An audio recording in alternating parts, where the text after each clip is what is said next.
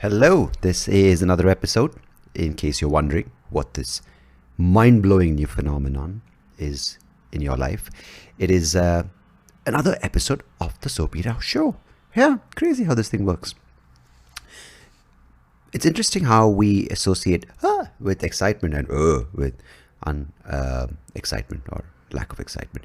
Yeah, it's always like when you're and man, the other day I went down to the bar, and then I don't know why it's American. The other day I went down to the bar, bro, and then I met this fellow, and then and then I got laid. Oh, I don't know why it escalates. It's just annoying. But hey, what do I want to ask you? I hope you're well. I don't know if it's important. I think you ask yourself whether you're well, because I don't think you need me to ask you. It's a podcast. It's a one-way conversation. Why the fuck would you ask anyone?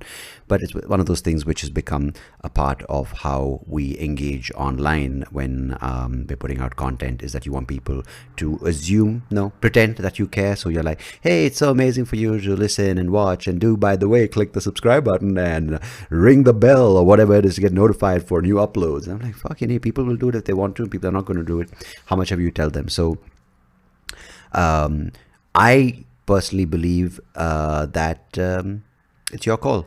But at the same time, I believe that I also fall for these marketing traps, because there's clearly something to it. Because, the first time Amazon or any of these people will be like, oh, you might like this deal, or you get these email marketing deals from these websites, which you accidentally but intentionally subscribe to by giving your email address. Where, would you like to be updated with new promotions and marketing material? No, never. Click. And you get the first email. You might like these pair of shoes, or you might like these the new collection of golf tees. And I'm like, fucking crazy, dude. I'm not a consumer, fucking whore.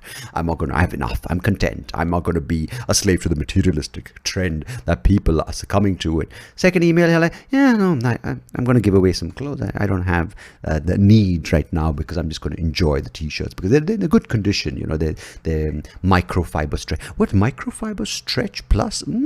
I don't need it right now. Come on, my game isn't that good anyway. Third email, you might be interested. We've got something in the email if you open it. Motherfucker, what do you have in there? A coupon code at shop 10. You the best, SoapyRao. And I'm like, yeah. And then you go into this slump. It's just like that feeling right after you jerk off. You just feel really, really down.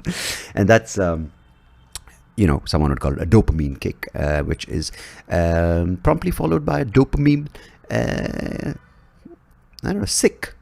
Yeah, but I do that. I keep stuff in my shopping basket, and then I'm just like, no, and I keep discarding. And one fine day, I'm just like drunk, and I end up buying the whole shit, and I'm just like, and I end up buying the wrong things, because I did an impulse buy when I was drunk, but I'd actually planned out the basket when I was sober. So is there a moral to the story? Fuck morals.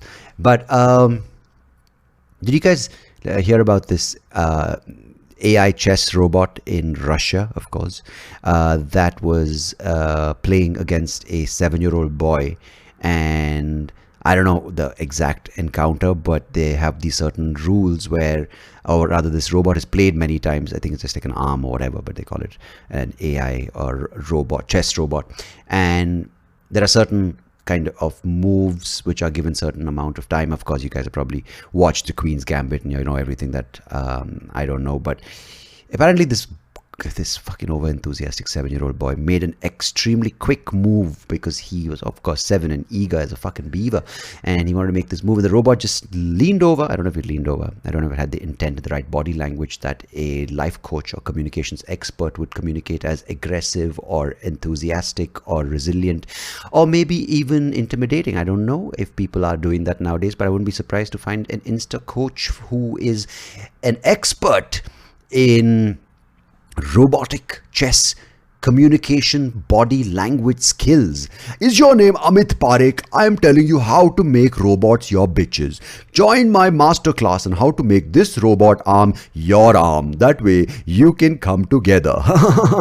No, this robot leaned over, or the arm leaned over, and snapped the boy's finger. Yeah, the little enthu cutlet. That's what happens, you little eager prick. Yeah, you try to fucking cheat a robot in doing it really quick, you premature little bugger, and he snapped his finger. Yeah, and they quickly whisked him away like a little egg yolk that he is. The boy, not the robot. The robot just chilling there going, yeah, you sore loser. That's all you do, because I'm your future. And the reason I bring this up is not to just show my vast and diverse set of skills and information that I put in my head for no absolute reason, but it's to actually bring up this thought about, will AI take over the world? And I hope so, because we've had enough time and we've clearly done a fucking brilliant job, as you might be able to tell looking around you and hearing my previous episode. If that's something which you would like to do, you can head over to the playlist and check it out. It's called You, Yourself and I, where I talk about climate and I talk about the planet. But anyway, that's just a little plug, because of course, you little darling, wouldn't you like a reminder? Do ring the bell and subscribe for future updates and never miss an episode. Yeah, that's the little message which the robot heard when that chess boy moved it too quick. He's like, yeah, you want a subscription? Here's my little subscription, you little shit. But I think we've really had a good run. We've obviously treated everything around us. We've not just coexisted with our environment and with nature and with animals and plants, but we have dominated it. We have conquered it, as many people would say, and we have gone into the wilderness and we have made it our bitch. But clearly, I don't think we've done a very good job, because we are finding it hard to live ourselves. And we're like, oh, no, global warming, we are going to explode. No, I think we're just fucking going to end up killing every animal, every plant, every insect, every bird. And then we'll be like, what do we do now? We're going to fucking kill each other. So I think AI might be a better bet, a safer bet. I might go, I might be wiped out, my job might be taken, but fuck it, man. Give someone else a chance. Why do we and the best part is we created it. So maybe someone who created, maybe the monkeys are going, fucking we knew we shouldn't let these humans take over. When I invented the first human, I told you, Ralph. That's exactly the person who invented human beings. His name is Ralph, and yeah, he's presently by the theme of monkeys is stuck on in this episode as well. But anyway, Ralph is like, I told you, Mr. Oh, I don't know. Do you guys know that I can't place his name? Ralph and Mr. Nambudri.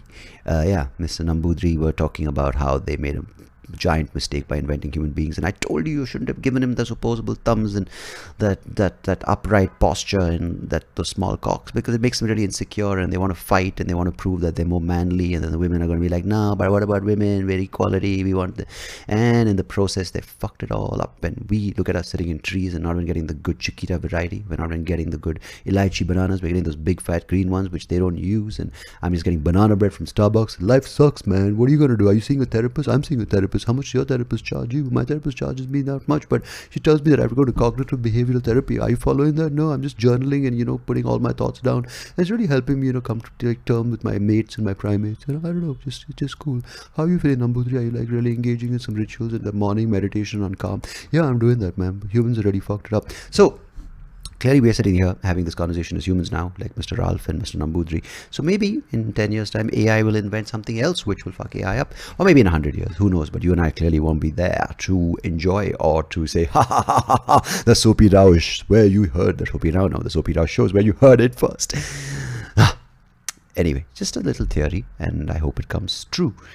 Yes, my friends, I don't want to sound like I'm I'm a fatalist, like a denialist. I don't know. I don't want to say things where I sound like a fool saying, but I don't sound too resigned to our fate. But it doesn't seem like we're painting a very good picture for ourselves. Fortunately, we might lose heart when we look at humanity at large, but there are a few people doing some good work, and one such person. See how seamless this introduction comes in right now, guys. I was talking about good things in the future, and bam!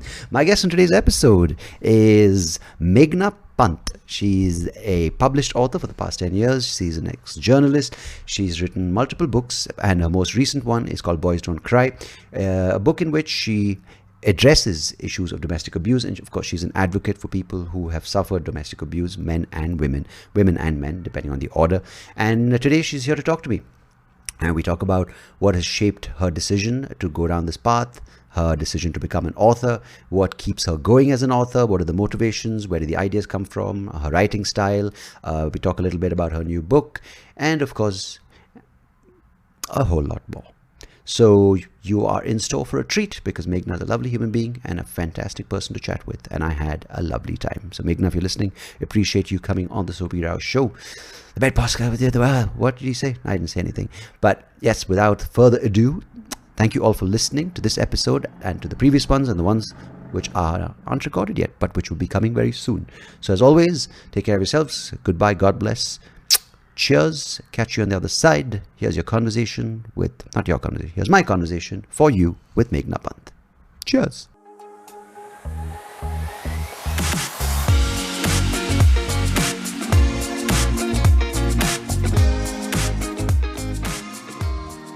Meghna Pant, welcome to the SoapyRao show. How are you this afternoon?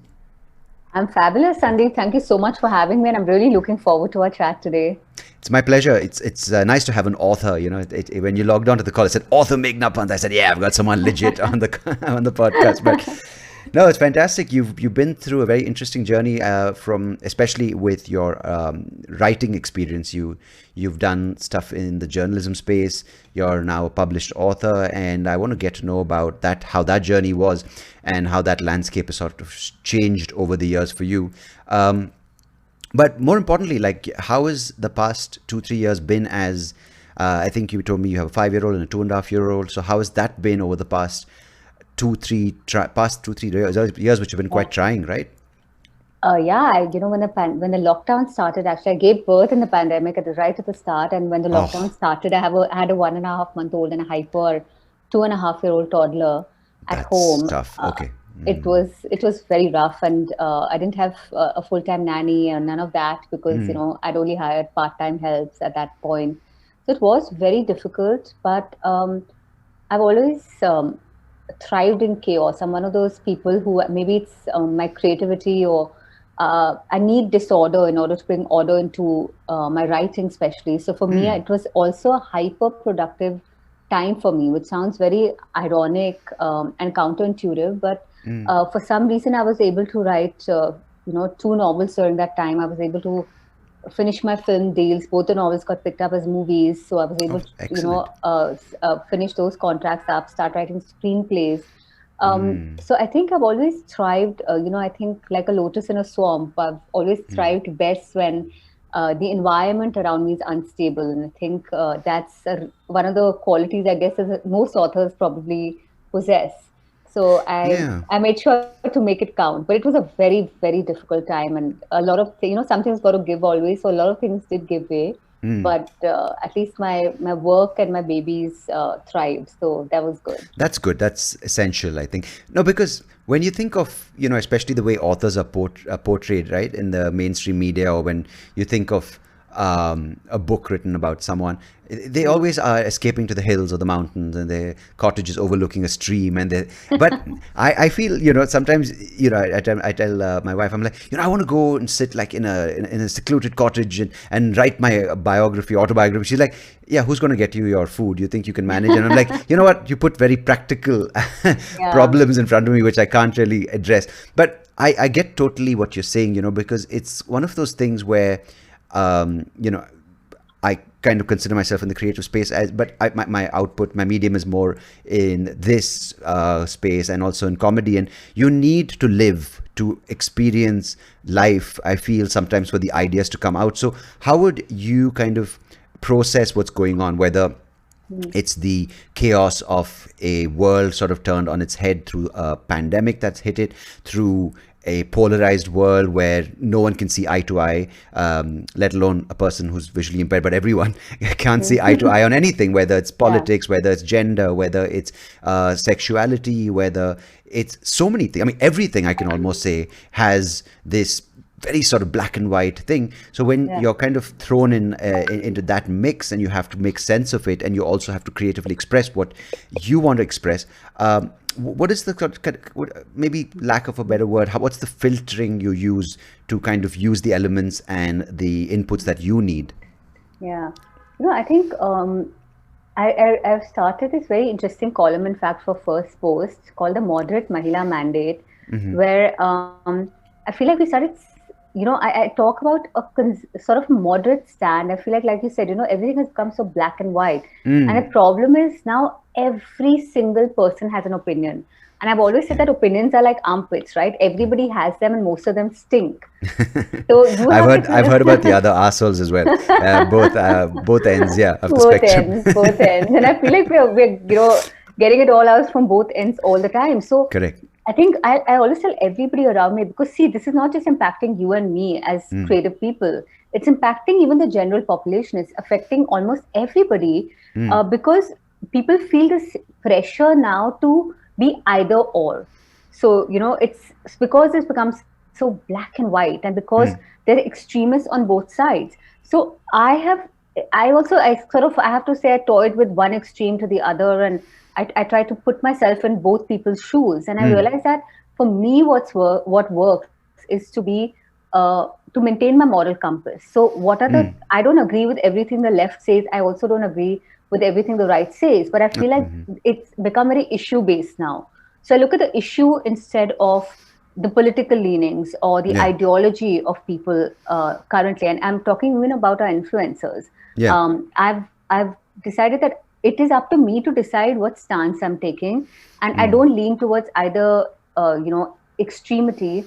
I just take a stance that I think will work, and it's taken me a long time to get here, I have to be honest. But I think we have to, as artists, we do have a responsibility, and I feel like sometimes artists do tend to sort of, in their fight for complete freedom of expression, I feel like sometimes we forget the sensitivities of the other half.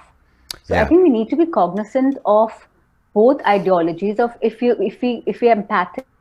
empathetic human beings, right? Then we must always, as artists, take into consideration both sides. And so I've started a column where I talk about what's taking place in the cultural landscape in India, and address this very thing, that what is a moderate stance you can take, because nobody's talking about that, right? We need What is moderate exactly? Most people don't know that it can be even maintained, right? Because you kind of get this sense that when you have to make a point, especially as an author, you want your book to be sold, or as a comedian, you want tickets to be sold, get YouTube views, or whatever the end goal of that particular activity may be, is that if you're just having a laugh, you're having fun. As a comedian, the end goal is to have jokes up there and have a good time.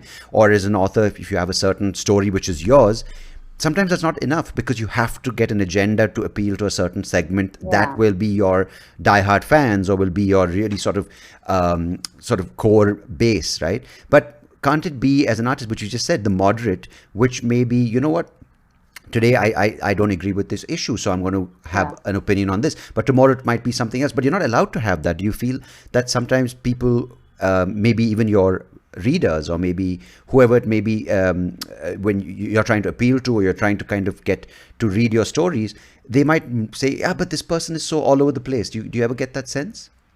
No, I think you have to, even if you are all over the place, I think there's nothing wrong with that either. I think you just have to be you have to be your most authentic, honest self.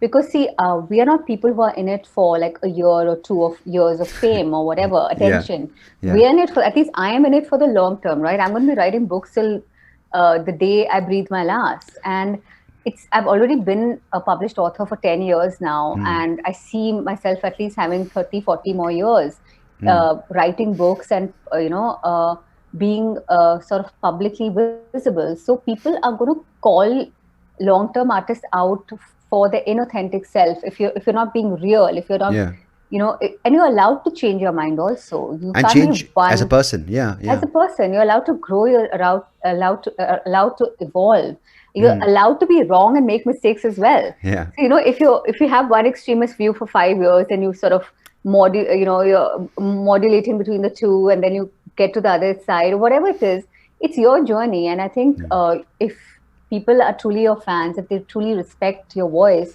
I think they'll understand your journey also as an artist throughout the period that you're active. So I don't, and I've never been I don't know, I never do anything with so much self-censorship, in the sense that I'm not already anticipating people's reaction before I pass or write books or pass judgments. I'm always just presenting my most honest, authentic self. And I think that's what has resonated with people. Every time I write an article or write a book, the one feedback I get from almost everyone is, it's so honest. So I may be wrong or right. You may disagree with me, you may agree with me, but the one thing you can never accuse me of is being dishonest. So I think that's Yeah. kind of my USP, and I hope it lasts forever. No, it's encouraging, right? Because what you just said, it's so encouraging to hear for people, because when it's so tempting to take the short term Yeah. view, right? Whether it's get from one reality show to another, or it's going to be the one trending topic to another trending topic, and get people to sort of flock to you for that particular moment and say, oh, this person wrote this op-ed about whatever it may be, right? But I Yeah. like what you just said, which is, as an author, which is your medium of expression, or any artist, whatever the medium, it's in it for the long run, right? You do it because you Yeah. want to express whatever it may be, Yeah. whether it's your viewpoint, whether it's your life story, whether it's your experience and anecdote, and you've chosen to write about it. And now Yeah. that should be something that reflects your life, and your life is not something that happens in a news segment, or it doesn't happen in Yeah. 1 year. And I think that's the pressure that people are under, right? Like, if I don't do it now, and this is something I sense even in the stand-up space, is that a lot of people are like, man, I haven't been on stage for 2 years. And I'm like, wait, are you worried that you're not been on stage? So you're going to kind of, are you missing being on stage, or are you missing, or are you worried that you're going to forget and hold on to the last best version of yourself? Because a lot of people do that. Yeah. They're like, I wish, because if you miss the stage, of course, it's a natural thing. I'm sure you miss writing sometimes. I miss performing. But if your worry is that I'm going to forget what it was, that's not the right motivation, right? In some way. Yeah. Yeah.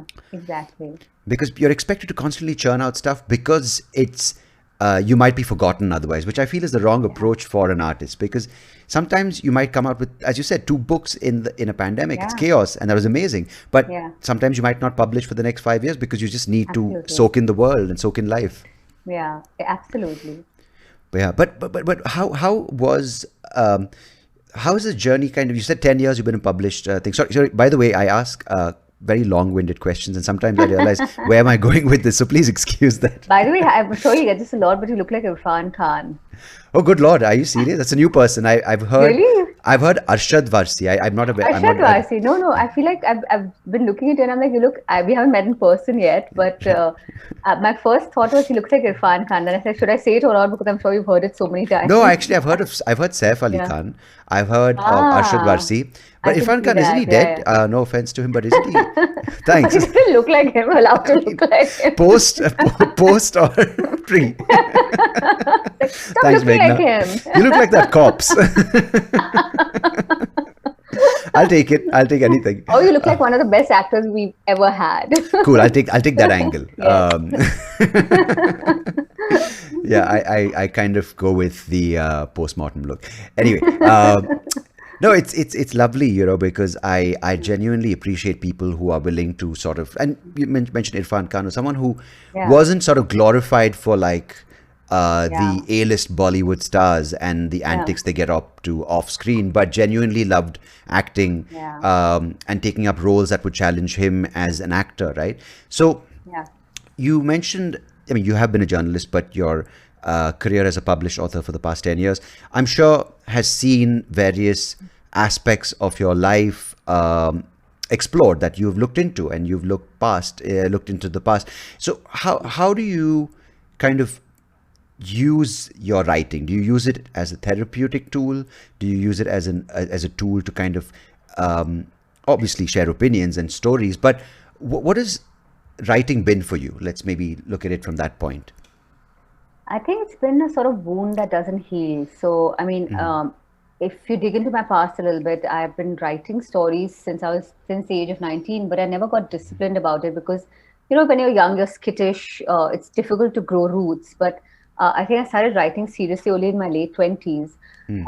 And the reason for it was that I was in an abusive marriage, and I think writing was literally the balm at that time, the only balm I had at hand. And it helped me not only survive that marriage, but also get out of it and then thrive in life. So I think writing has been my constant partner through every phase of my life. I'm happily remarried to a wonderful guy now. I have 2 beautiful baby girls with him. And I always say that, but writing has been that one constant through all my phases, through trauma, through growth, through love, through hope, through all my dreams coming true.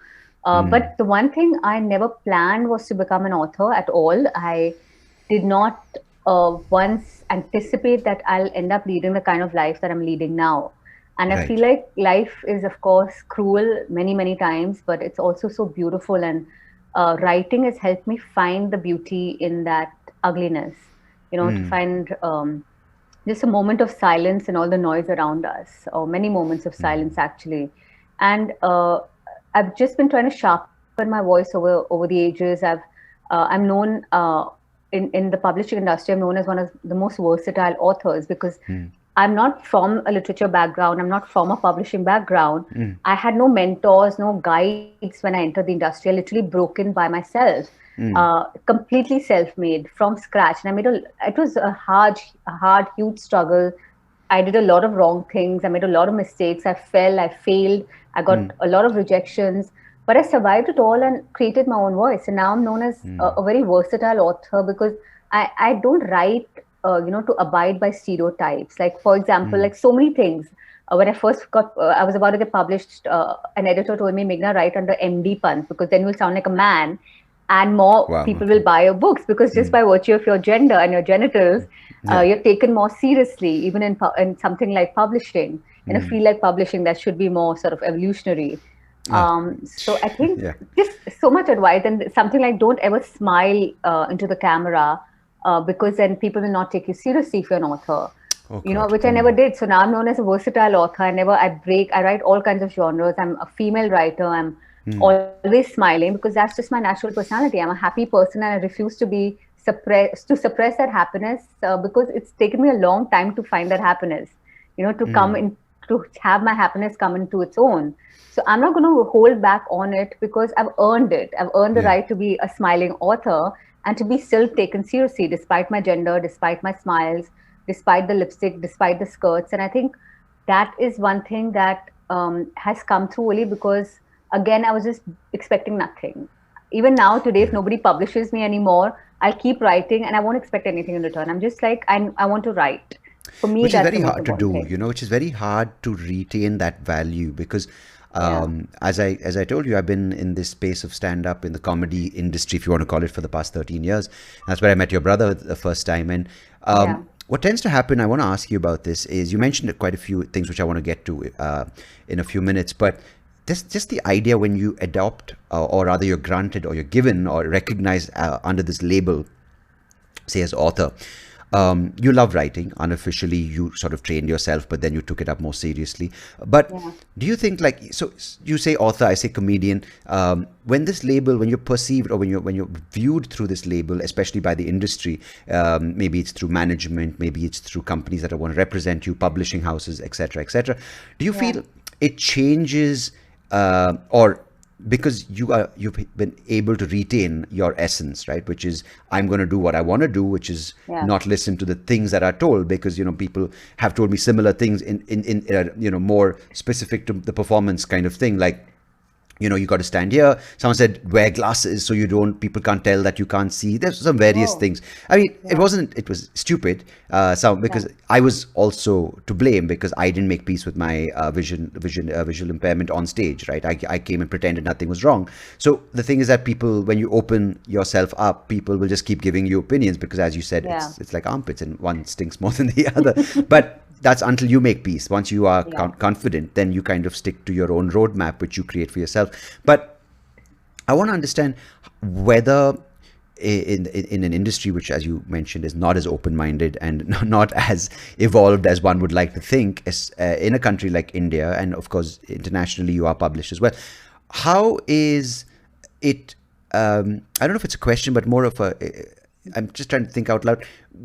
When you are introduced and interviewed as an author, are you? Are you supposed to take yourself more seriously, and are you supposed to have a little bit more thing? Because authors are seen to wear like kurtas and a beret, or Yeah. seen at the literary festivals. I don't know. I mean, it's not, as you Yeah. said, you don't stick to the stereotypes. But Yeah. how do you kind of retain your value system and do what is meant to do, which is write good stories and write good pieces of work? I think in the present, if we keep repeating the patterns of the past, we'll never have a future, right? So Nicely said. Yeah. I refuse to be put into a box. So yeah, you have your one end of the spectrum of authors who wear their jholas and are not very talented when they're writing books, but will portray on social media at least a very good image as a serious author. They'll wear their glasses. They'll never show their teeth. They'll wear only. They look away from the camera. They'll only pose with their cats. I mean, these are just such stereotypes that you're Yeah. adding to. But if you people are smart nowadays. People can make out good books or good stories or good storytellers. They can make out authentic voices. So I feel like it's all very gimmicky. And of course, if that's how you've been raised, if that's your life story, yes, by all means, if it works for you, great. But if you're seeing, looking around now, I see a lot of authors now breaking out because we've taken a stand to be ourselves, right? So you see an author in a short dress today and you will still take her work seriously. Or you see authors, glamorous authors, like for example, Shobha Day, I think.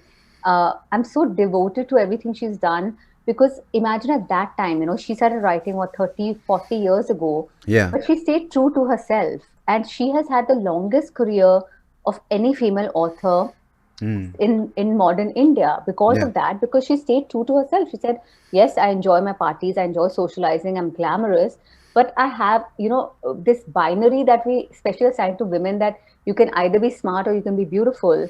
Yeah. She's broken away those shackles. And I intend to do the same. I'm like, you can look, I only do this because from the time I was a little girl, I was put into a box, Acha Meghna, you look a certain way, you're an attractive person. So therefore, you cannot have brains. So when you must be on the beauty pageant stage. Why aren't you there? You must be on the beauty, which I've also done, by the way. I've experimented with all that because. And I was a judge. Can you believe the winner? The most wise person. The most wise person. But I remember I got a 90% in my ICSE, and that time, it was very difficult to get a 90%. This was like in the 90s. I actually had an auntie who came up to my house, asked my parents for my report card for verification, and then thought we were still fibbing, and actually went to my school to cross-check because she couldn't believe a girl like me who looked a certain way could actually have the smarts. And I've always been undermined because of the way I look. And again, this was all God-given. It's not like I had asked for it. But whatever I built for myself in my career is all me. So I'm going to own it. And I feel like women, in whatever field you are in, dress the way you feel like. And now you're seeing women breaking out. You see business leaders, owning what comes to them naturally. And it's so authentic. It's so much fun. It's so nice seeing people just having fun while working hard. Why not? Yeah, because there's another thing you mentioned a couple of times. You mentioned the idea, the power of the female, which of course is extremely important. And I personally believe and of course, I feel sometimes men aren't allowed to talk about this topic because they're like, you're a man, so shut up. But here goes my 2 cents, right? Like when it comes to even feminism, there is a stereotype that a feminist must behave in a certain way, must look in a certain way, must treat men in a certain way, they have these tick boxes. They're like, oh, you hate men? Yeah, you're a feminist. And I personally, my experience with women, I think, and here goes this, I'm going to take the plunge, right? I think it's feminism, it's become too much about the activity as opposed to about the idea, right? Because like my mom is a feminist. I think a homemaker is a feminist. It's not like a certain job or a CEO or a boss woman, whatever the words attached are. But like for me, like you mentioned Shobha Day and you mentioned what you are aspiring. Like I think even J.K. Rowling for me has done some amazingly powerful stuff. And now she's under the sort of, she's in the firing line for her statements about the transgender community. And again, I think what she's written as an author is fantastic, from Harry Potter to even to the Robert Galbraith kind of project. And I think her statements as well reflect what she is and what she's been through. And the reason I bring her is because I like reading her work, and I really think she has gone down the path and she had it tough and she stuck to what she wants to do, which is amazingly difficult when you're so popular, right? So I want to understand what thing, because you just mentioned you dress a certain way. You're not expected to be a certain person because of the way you look or the certain kind of values that society has given to you, which is not something you chose. But how do you perceive in this world of extremes certain gimmicks that people are adapting and adopting on social media? How does the voice of a feminist, which you proudly are, how do you stay true to that and stay true to the idea and the issues at hand? Because a lot of it gets swept under the rug by people who are just using the labels feminist to Yeah. be in the limelight. I think the problem with our generation is that we mistake noise for strength and silence for weakness. Nice. And Okay. it's really, we're doing ourselves a great disservice as a society by doing something like this. And this obsession with fame, that fame at any cost, that Yeah. in bad publicity is good publicity. I Oh, I see hate that. Yeah. authors, yeah, Yeah. I see authors also, the celebrity authors, they'll stir up a controversy right before the release of their book. And they're willing to pay the price for it. And I think that's something that as an artist, as an individual, you have to abide by what works for you. So I've never Right. been in this for the fame. I'm least interested in fame. I'm just in this to tell stories. Yeah. If people read them, great. If they don't read them, it's okay. They'll hopefully get to it at some point. Yeah. And I think to not be recognized in your lifetime as an artist is a true mark of greatness, right? We've seen that with through history, and not just in India, but even through the world. So it's not something that I always, at least for authors, I always tell people, please don't do it thinking we'll become famous or we'll become rich, because neither of those two things are true for at least writers. Yeah. If it I've been planning to happens, cut off a year or something, just waiting. Sorry. yeah, I mean, that'll work. Yeah. That'll I be mean, but the interesting. eyes clearly are not enough. Bad eyes. I need to cut off a limb or something. Just chop off your hand, blame I someone mean, else for it. that's true. And then play the guitar or something crazy like that. Yeah, exactly, exactly. Sorry But for no, interrupting. yeah, Yeah, go no, on. no, Yeah. no, no. But I think it's just something that I lost my train of thought. Sorry. Sorry, I have a Yeah, bad habit of this. No, so you were saying yeah, how it's very important to kind of yeah, stick to what you're doing, not for the end yes, goals, which are byproducts of fame and yeah. fortune. Yeah. I mean, I don't know if you've read the Gita, but I'd written like a 15-minute version of, like, a miniature Gita, to, so to speak. And the most powerful statement for me from that was that don't ever do something, don't do your actions in anticipation of the consequences. Just do your action and leave it. Yeah. Do your best and leave the rest. So I keep telling people that, like, authors, when they hear of the advances that books that they'll get as after writing books, they get shocked. They're like, "Ye to, I mean, the advances in publishing, I don't know if you even know this, are as low as 30,000-40,000 for a novel if you're a first-time writer." I I've mean, heard about this. I've heard even yes, about like I mean, it's very yeah, similar. Like we can kind of draw connections with your work, with your line and my line, because yeah, if you don't have a million subscribers on Instagram, you're gonna get a yeah, shit deal. Whether it's yeah, Amazon Prime for your comedy special or whether it's Amazon Books for your book deal. yeah, I was talking to the guy. You might even know him. His name is. I should know this. I interviewed his name, Subramani Lakshmi Narayanan from yeah, Madras. He works at the Deccan Herald. He's been, I think, he's one of their longest, in fact, their first visually impaired blind journalists. And he was talking about how the deal Amazon kind of yeah, works out with you if you don't have management or you don't have a yeah, social media footprint. And yeah, it's ridiculous, right? Like when it's almost like you can string together 30 tweets and you got a million subscribers will give you more money yeah, than someone who's got a good story and who can yeah, write to capture the imagination of children or adults or readers in general, yeah. Yeah, it's terrible. It's very heartbreaking. But I think things are changing for the better now. You see, like, Gitanjali Srivinning, the booker, for example, she's not a mainstream, like, she's not a famous author, so to speak, but Okay, she became famous because of her work. So things, and she's, that's good. Yeah. yeah, so I feel like you can break through. You don't have to strive for fame. I think you should strive for perfection in your art instead of perfection on social media. Like, I treat social media as a stepchild. I'm Yeah. very bad on social media. I feel sorry for anyone who follows me, because Yeah. it's very low on my priority list. I have a million more important things to do. Um, Yeah. but people live their entire life on social media, and you meet them in real life or you see their body of work, and there's nothing to show for it. So, Yeah, it's terrible. Like yeah, social media is it takes up so much. And I remember the it's years a in stand farce. up. It's a complete farce. But Yeah, it's you're told, right, especially as a comedian, like, oh my god, you know what this guy did to get this fame, this popular, this viral, this yeah. video. And you know the weirdest thing about my Instagram page is like, you'll see a post in this episode, Sandeep Rao talks to him, and the people were like, why is this guy posting as a third person? I'm like, and I'm like, you know what, fuck it, people get it, right? It's about listening to the Yeah, podcast. yeah, But no, I want to understand a little bit. I want to talk about this work you do, but yeah.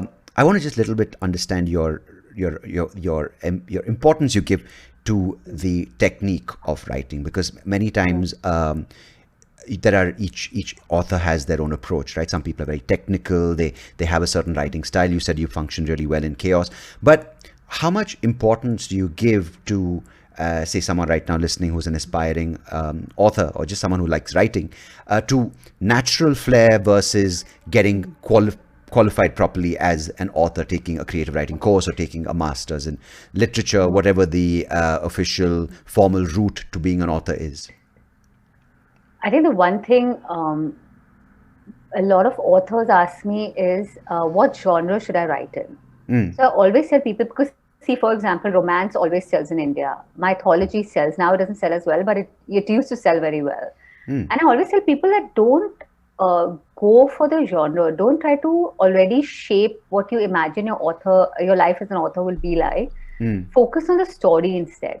And always tell a story that you think nobody will tell better than you. So if Yeah. you're Okay. writing a story, for example, a lot of people have approached me to write, for example, crime. Now I can't write crime because I don't know the first thing about it. It doesn't occupy my world in any way. So I can't Yeah. write about it. I can't write romance because I've experienced romance in all its form, and I'm too cynical to write your Mills and Boone stories. I've Mm. tried, but I failed miserably. Right. So, I mean, write what comes to you. So my writing has a lot of edge to it. It has, so I'm now, for example, I'm using that edge to write thrillers because I think actually I'll excel in thrillers because that's just my voice. That's just how I think and how I express myself. Nice. So I think, people should just follow whatever comes to them in terms of the storyline, and don't try to decide the outcome ever. You never know what story takes what form and shape. The one small tip I'll give every author who's writing their first novel, because my first novel is 1.5 5, and I didn't have a synopsis for the novel before I started dive deep into it.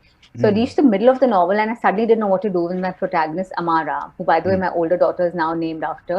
Oh, lovely. And It's a nice name.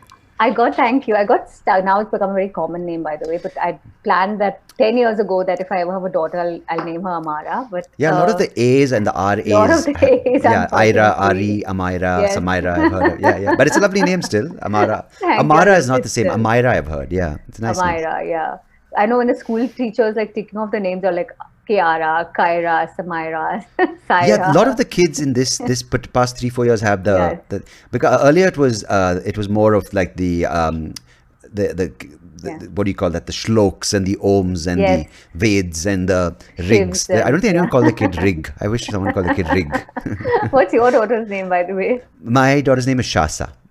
Oh, that's a lovely That's name. What does it mean? means precious water. Oh, how beautiful. It's spelled Shasa, but a lot of people are just Lovely. making her Sasha. But yeah, Yeah, it's yeah. You'd actually be happy to yeah. hear this little story. So Shasa is actually a word in the Bushmen of the Kalahari, their language. It means precious water. And Lovely. people are like, oh, wow, how do you come up with that name? So I try to build a story, say, yeah, when I had a dream and it was about how the future of the planet depends on water and precious water. But Oh, actually, I came across the name in a Wilbur Smith book, and I ah, love reading his books. Anyway, yeah. so So that's Sora, by the way. does he? Oh, we Yes. never connected over this. Okay, so Yeah. I'll hook him up and drop him a text, because I just love the way he captures even the brutality of the hunters and the poachers, but it's done so beautifully. Like you actually Yeah. feel for the elephants and you feel for the bison and for the indigenous people who are being massacred, and it's Yeah. very sad, but it's also beautifully portrayed. But Right. yeah, so coming to my daughter's name, her name is Shasa Tanisi Rao. Her Oh, middle name is lovely. Tanisi. Yeah, so yeah, it's a nice Very name. poetic. Yeah. Yeah, I think Yeah. she'll be happy with it. Yeah, I Yeah. hope so. She will. She will.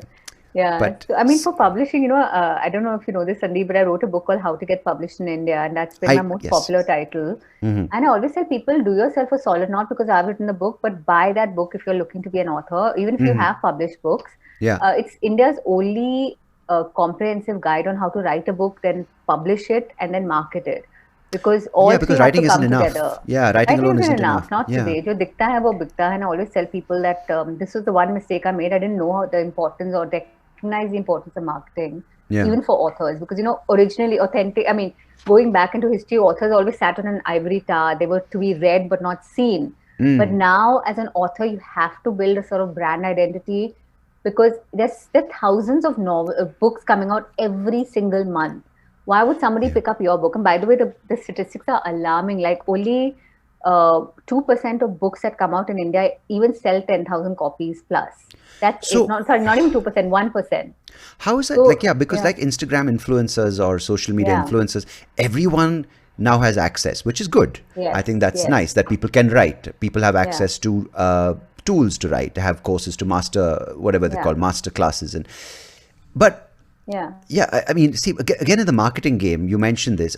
It's very important to market. So, how do you strike the right balance? Because yeah, someone can be amazing at marketing, yes, and have 10,000 copies sold in an instant because yeah. they're on every major bookstore rack and Amazon's pushing them really hard. Because so, how do you keep your head above water? Because Yeah. it's very hard to. It's very disconcerting. Also, it's very Yes. disheartening. More importantly, like going, what's the Yeah. point, right? First of all, never quit your full-time job. I tell everyone this, Yeah. or get into something more lucrative in writing. It can mean work in advertising or work for companies, who are looking for corporate writers or write for films because film writers get paid much, much, much better than book authors. I mean, I didn't quit my full-time job till my second book came out, and I was Okay. sure that because it did well, the first book did well. I was sure I could sort of, become a full-time writer.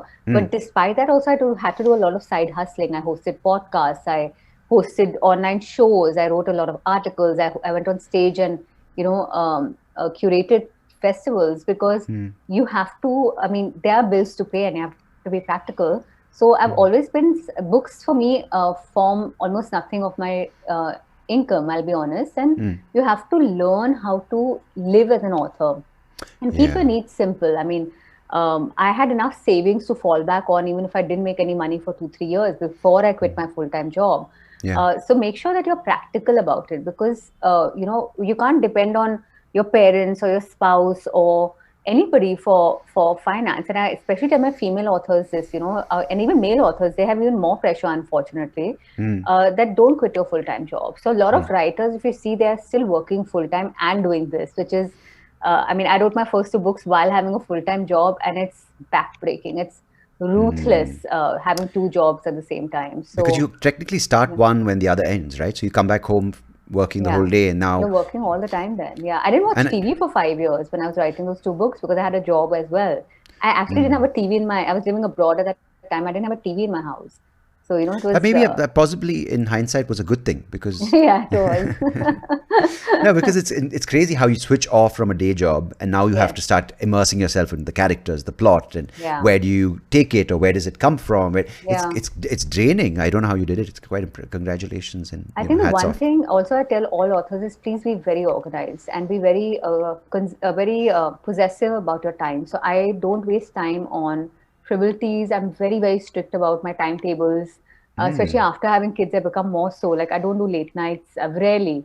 I mean, I Yeah, think only if I'm in between books and I'm taking a break from writing, then I do. yeah, But otherwise, when I'm immersed in a book for six months, I don't need to meet people. I'm very happy with me and my characters, my imaginary, living in my imaginary world. So I think that's something that your social life will take a hit, and it's okay. You have to be okay with a lot of things. You have to sacrifice a lot. Your butt will get bigger. Everything yeah, will get larger. You get aches and pains. yeah. There's a You lot. become a There's a new price to author. pay. You become Yes, larger than very life. No pun larger intended. than life.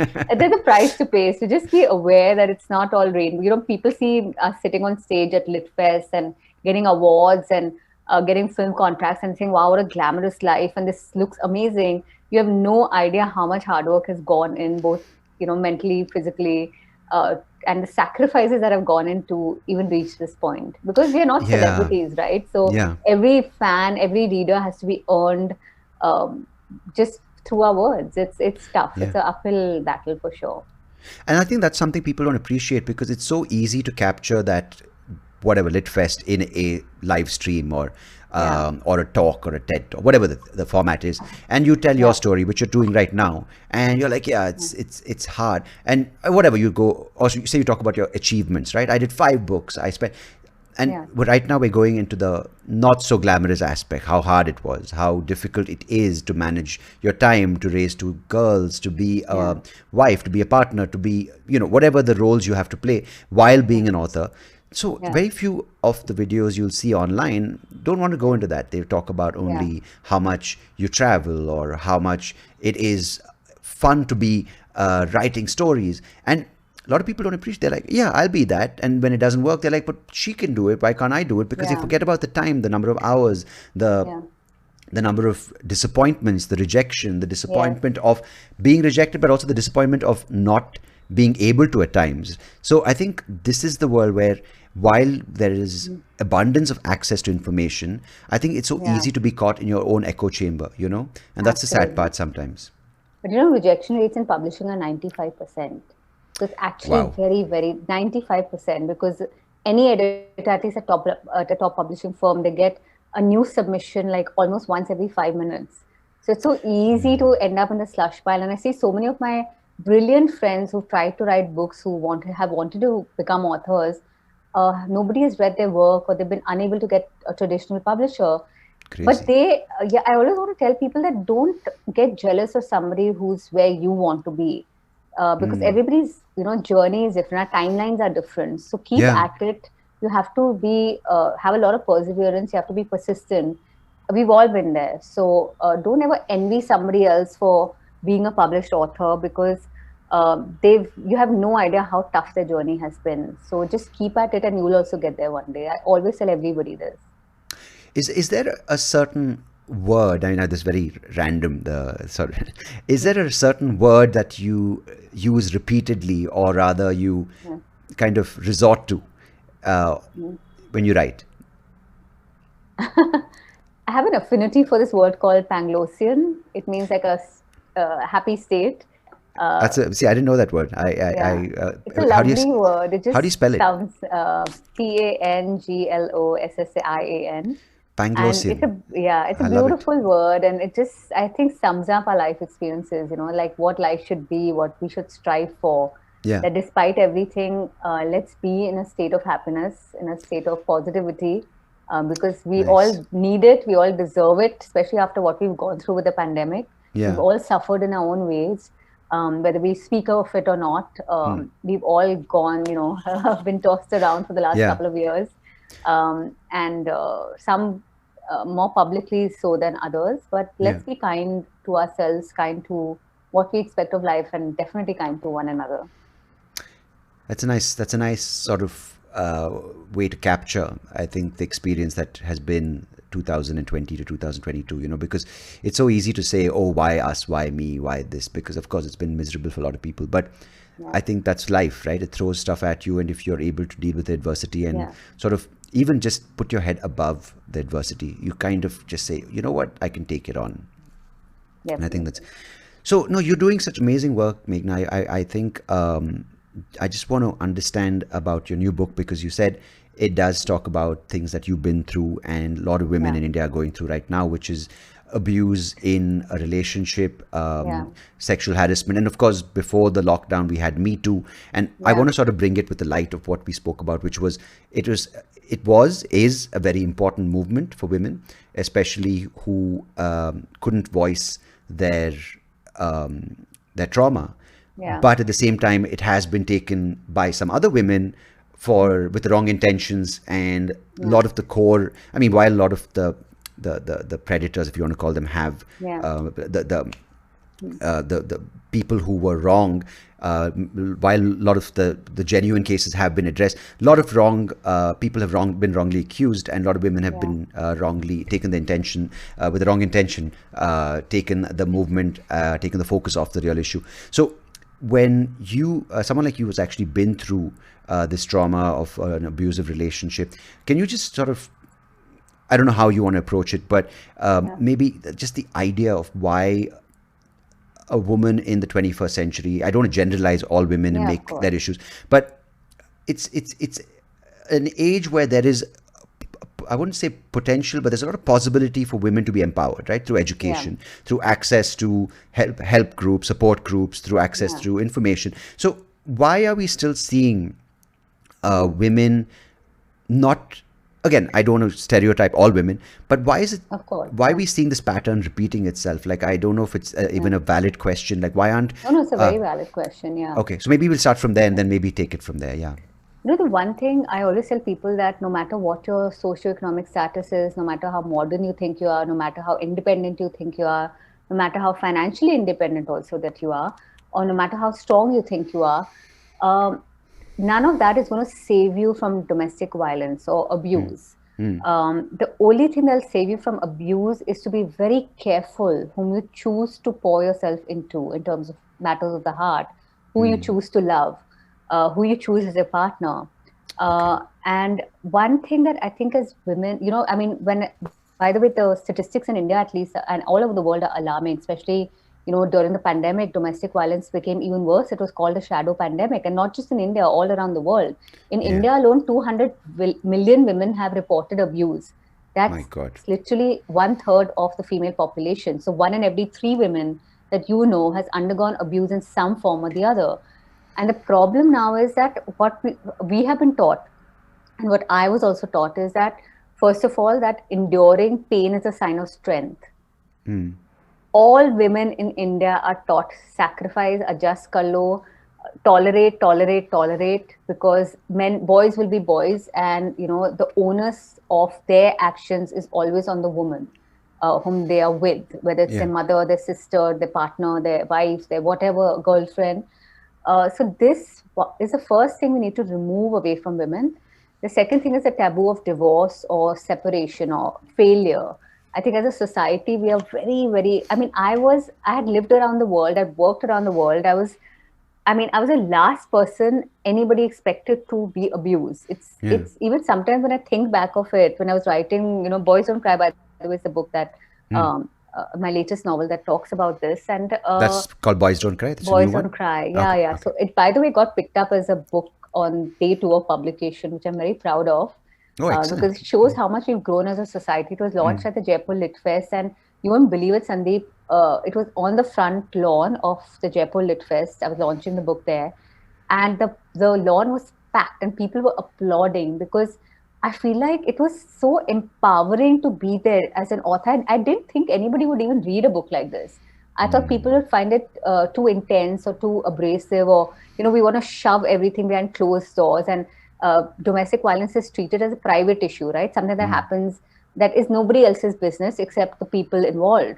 So it was amazing to see that I think the new generation, they are so willing to take up matters that are truthful, that are important, especially for women. So there's more. The audience was 50% male, and they were applauding the most, by the way. So it was so nice to see that, you know, to see that people want to see this in the form of, in a cinematic form. So it's been such a beautiful journey with this book. Till today, it's been 6 months since its release. Every single day, I still get a reader, or especially on Insta. People have been praising the book so much even now, which doesn't normally happen. That's brilliant. I mean, that's brilliant because it's, you know what happens with this topic, or with this issue, I wouldn't say topic, because topic, of course, undermines its impact. But with this issue is that when people gloat, or rather, not even gloat, that's, I think when people take the wrong, use it in the wrong context, right? For quick gains, like, oh, I didn't get that job, he harassed me, or whatever it may be, which is miserable. That if it's true, it's horrible. If it's false, it's horrible in either case, right?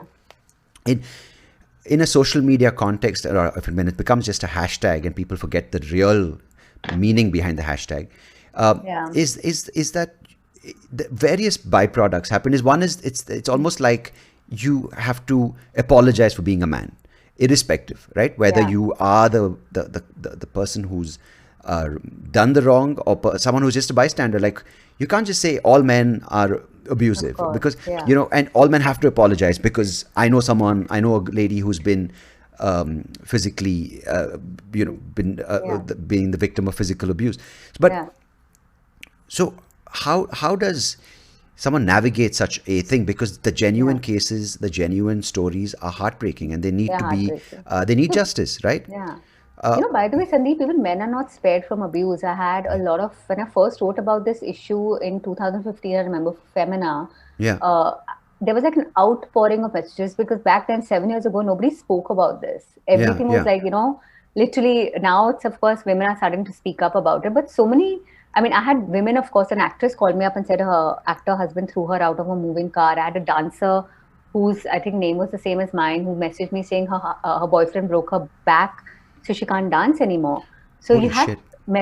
you had messages from women, but you also had, I got a lot of messages from men saying that Meghna, our situation is worse because people make fun of us if we say that we've been abused. They're like, "Tu to mard hai, tujhe kaun marega?" Sorry, I mean, so look this at is your side, look at your physically side. abused in all Physical cases. So abuse. abuse Yeah, is this was across more the spectrum. physical. Of Okay. course, abuse is financial. Mine was more emotional abuse. It was, when I was writing the book and studying it and trying to understand the topic more deeply, because by the way, while I was in an abusive marriage, I didn't recognize I was being abused. I knew I was being, but my perpetrator had gaslit me to such a point that I thought I was like, just this was normal in any marriage. So that's one aspect of emotional abuse, which is a whole, part of physical abuse that nobody addresses enough. And now, of course, we know, we're very aware, we're more, we know that financial abuse is also abuse. We know, now we understand these things. But back then, 14 years ago, we didn't speak of these things. You were But were either, these yeah, things able to be resolved? Like, because sometimes I'm just trying to understand. I'm not trying to yeah, of justify or course, defend. yeah, But yeah, when a man doesn't know any better, right? Because his father did that, so yeah, he did that. Or say another yeah, scenario, the man, let's take in an abusive relationship, the man is being abusive. Of yeah, course, there's some just uncontrollable um, yeah, rage issues where yeah, it's just where they can't express it, just violence, right? I mean, hmm, there's across the board, as you mentioned, yeah, in the abuse spectrum, if you want to call it. yeah. But do you feel like there's a sense of where the other elements that drive a man to insecurity, lack of self-worth, and being Yeah. emasculated, and as a result they lash out, and it comes from a place of hurt? Do you Mm. think so? What are some of the main kind of characteristics, or some of the things that Yeah. lead to an abusive man? I want to say this, Sandeep, very quickly, is that women are not rehabilitation centers for men. Yeah, So if you have angst, if you have hurt, go to a therapist, go to yeah, a friend, go get help. Don't yeah. take it out on your, the lowest hanging fruit, the easiest target for you, which Could be is even your mother, your sister, your your mother, your wife. Yeah, sister, yeah, your yeah, wife. yeah. But the one thing I think I keep telling people is raise better boys. Because, when you said that, I said I'm thankful that I had two girls, because if I had a boy, I would have been a very different mother. I would have been very strict, because the And that life would have been lessons I want to shaped. impart. Yeah, Yeah, because right. I want, especially in India, I feel like we're not raising boys correctly. Mm, So, this sense of entitlement that boys are given, they're not putting themselves into other people's shoes. And by the way, I keep saying this, I'm a feminist, but I also feel like every man should be a feminist because patriarchy is unjust to both genders. mm, You're putting boys into little boys into little these gender boxes that mm. you are not allowed to be sensitive, you're not allowed to cry, you're not allowed to wear pink, you're not allowed to play with Barbie dolls or Mm. whatever it is. Don't tell I did any all of gender that. what to do. Crazy. Mm. Yeah, of course. I mean, my brother always loved cooking. I never did. And he's a fantastic cook today. And I can't cook even today. I cook very badly at least. Mm. And it was okay. I mean, you do what comes to you, but don't put Yeah. either gender into a box. So Yeah, of course, a guy did yeah. home science in school. He was definitely a gay guy or something, Yeah, like, exactly. yeah. That's what people. And by the way, now that you have a daughter, you see this. Like, I went for a birthday party, Mm. and the return gifts, they were standing there, and they had a Barbie doll and a He-Man or whatever. I don't know, one of those superhero Yeah, figures. And when my daughter was leaving, the host said, "Acha, you must be wanting the Barbie doll," and yeah, he just handed it to her. And I said, "Let her have the agency to decide yeah, what toy she wants." She's a yeah. 3-year-old child at that point. Let her decide if she It's wants a crazy. Now I'm going He-Man to take toy. my daughter for all her parties in a dress. They're like, what do we who do we give the doll to? I'm like, Yeah, we need to. I mean, if we're talking about gender sensitivity, we need to raise gender neutral children also, right? Like we're yeah, starting them off so early in the crib only ki, daughters में है तो आप pink bed sheets लगाओ. अरे Yeah. क्यों यार? I want to put blue bed sheets. You know what I'm Yeah. saying? Like we're putting this messaging so early subliminally into their minds. So we need to change that first with ourselves.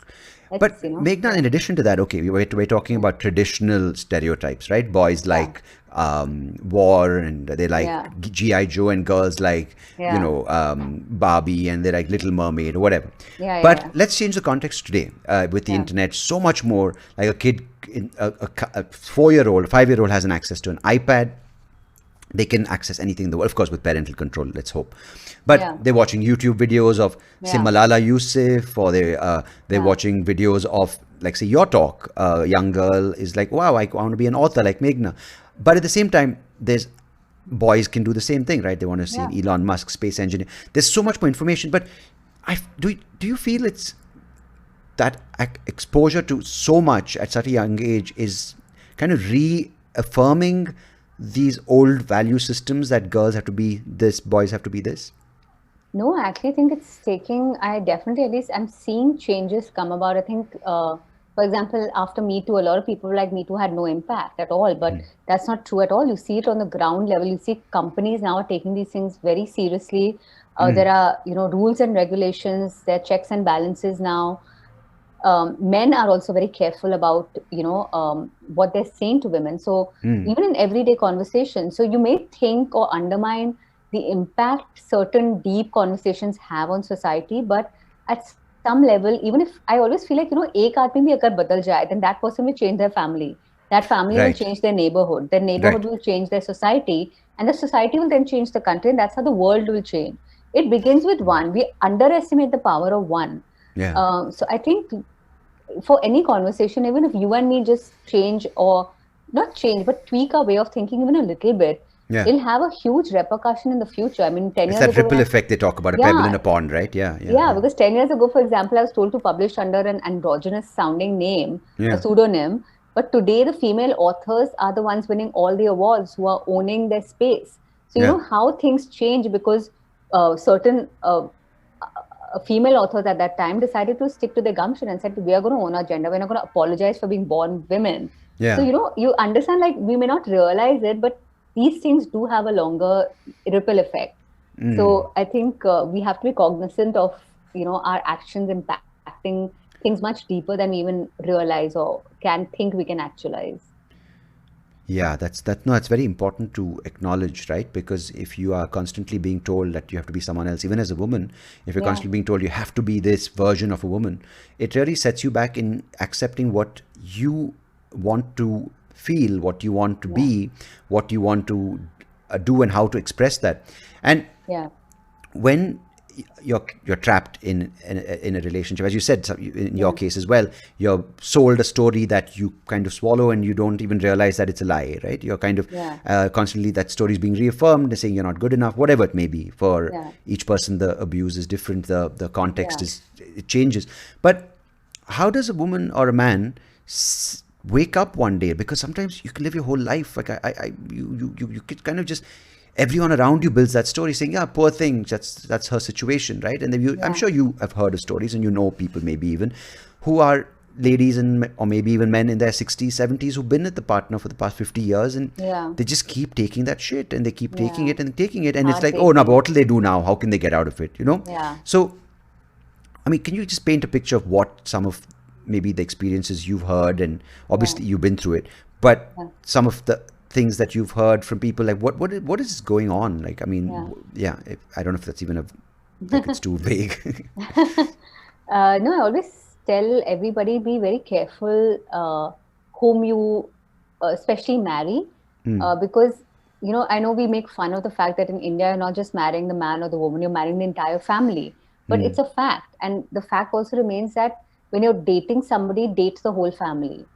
I always I will tell my daughters the same thing, that always be, like I said earlier, be very careful whom you love and why you love that person. And never, I think, look, we all love forms the centerpiece of our life, right? It's Yeah. the reason we were sent down here to experience love in all its forms. So, uh, I think romantic love also take away the notions of the expectations that you have from a partner. but also draw your boundaries. And I think that's, again, you have a daughter now, I have two daughters, and I always teach them that don't mistake possessiveness or obsession with love. Love is, I have a man who loves me wonderfully, wholly, and I feel the way I deserve. So always seek the love that you deserve. And if you're not getting it, then find love in other forms. I mean, love your pet, love your career, love your body, love yourself. There's so many other forms and expressions of love. It doesn't have to be romantic love. So let's understand the concept of love also before we make such huge sacrifices in the name of love, that we forgo human dignity, we forgo human respect, we forgo our own selves. So romantic love needs to be brought down a couple of notches, I think. And women especially need to be taught that being alone is not loneliness. In a bad marriage, you can be more lonely than if you're alone. Yeah. No, Yeah. that's so important to realize, right? That it's not just the dates, or it's not just the trips to, exotic locations, and it's Yeah. not just the Instagram, like, oh, it's our anniversary, but it's what happens beyond that. It's the Yes. everyday, right? And It's, people keep preparing for their wedding and always say, prepare for your marriage instead. Your wedding is not the most important day of your life. yeah. Focus on what's going to come after.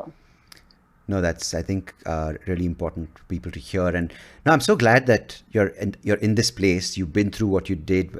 I'm sorry to hear that, but I mean, it's true strength that you are where you are with your husband, your partner now, and your kids, and it's amazing. So, what's next for, should I say, MD Pant? I think I'll end the interview by saying always, bloom wherever you're planted. Yeah. So, I'm going to hopefully keep blooming. If not, you'll go to Yeah. Bloomsbury. No, that's a horrible Go to author joke. Bloomsbury. But always be in full bloom, whatever you're doing in life. I keep experimenting even within my career. Like I'm writing films now, Oh, nice. screenplays.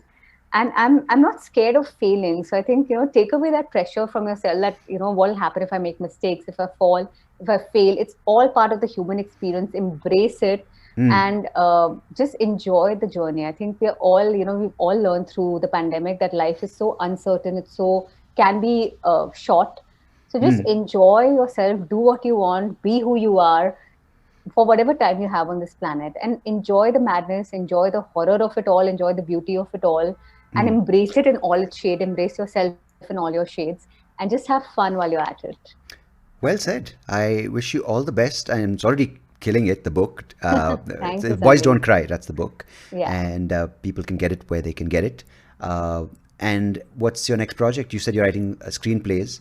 I'm writing a very dark thriller now. That's my next story, but I'm taking a break. I think it's been an exhausting couple of years. I've had two very small kids and written books, written novels, Yeah. articles, screenplays. So I'm taking a bit of a break. Good. Just chill. Yeah. I Yeah, think just you need chilling for taking it on the down low for a bit. But I'm a Excellent. workaholic, so I mean, I don't know how long I'll stay this way, but All the best, though. Thank you so much Thank for you. sharing all that you've been through and that you have done with me today and Thank with you, people Sandeep. listening as well. So much appreciated. And yeah, love to your family and all the best for your future projects and stories and books and movies and whatever that you decide to do. Thank you, Sandeep. It was a pleasure being here, and thanks for all your very incisive questions.